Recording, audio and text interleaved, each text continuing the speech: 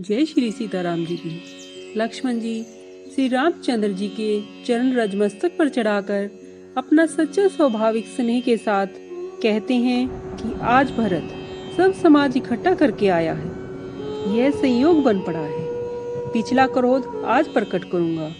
जिस प्रकार से हाथियों के झुंड को सिंह अकेला ही संहार करता है और बाज जैसे बटेर को लपेट लेता है, उसी तरह सेना समेत भरत को शत्रुघ्न समेत निरादर कर रणभूमि में गिरा दूंगा। जो शिव जी भी आकर आज सहायता करेंगे तो राम जी की सौगंध है, उन्हें भी मार डालूंगा। अत्यंत क्रोध में लक्ष्मण जी को देखकर और प्रामाणिक सौगंध सुनकर सब लोग और लोकपाल डर गए। वे घबराकर भागना चाहते हैं। जगत में डर छा गया। तब लक्ष्मण जी के बाहुबल की बहुत बड़ाई करते हुए आकाशवाणी हुई, हे तात, तुम्हारे तेज और प्रताप को कौन कह सकता है और कौन जान सकता है। अनुचित या उचित कोई काम समझ कर करने से लोकपाल का भला होता है और सहसा बिना विचारे किए जो काम कर बैठते हैं वे पीछे पछताते हैं। वेद और पंडित कहते हैं कि वे बुद्धिमान नहीं होते। देववाणी सुन लक्ष्मण जी सकुचा गए। तब राम जी व जानकी ने आदर सहित उनका सम्मान किया और कहा, हे तात, तुमने सुंदर नीति की बात कही।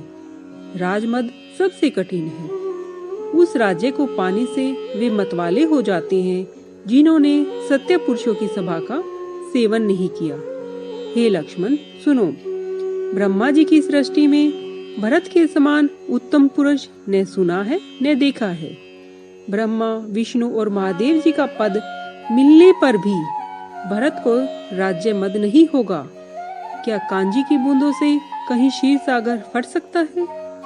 अंधकार चाहे दोपहर के सूर्य को छिपा दे, आकाश चाहे मेघों में समाकर मिल जाए, गाय के खुर के बराबर जल में अगस्त्य जी चाहे डूब जाएं, पृथ्वी चाहे अब अपने स्वाभाविक क्षमा को छोड़ दे, मच्छर की फूंक से चाहे सुमेरु पर्वत उग जाए, परंतु भरत को राजमद नहीं हो सकता।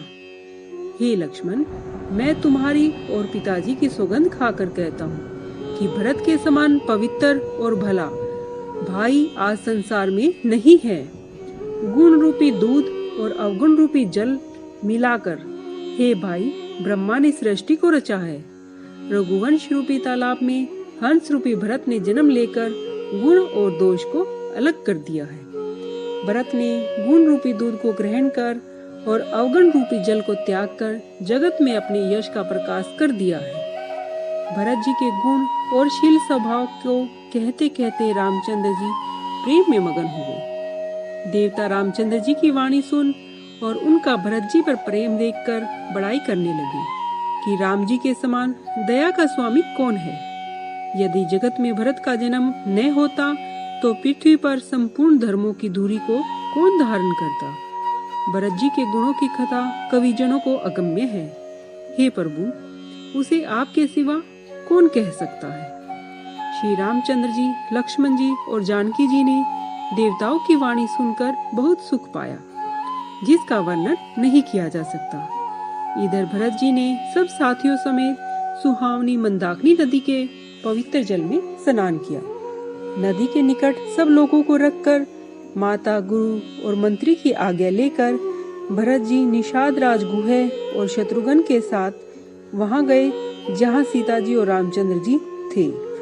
अपनी माता की करनी को समझकर भरत जी सकुचाते हैं और मन में अनेक तरह के विचार करते हैं कि राम जी, लक्ष्मण जी और जानकी जी ने मेरा नाम सुन स्थान छोड़कर दूसरे स्थान को न चले जाए। मुझे माता के मत में मानकर जो कुछ कहें सो थोड़ा है, परंतु मेरे दोष और अवगुणों को क्षमा कर अपनी ओर समझकर आदर ही करेंगे।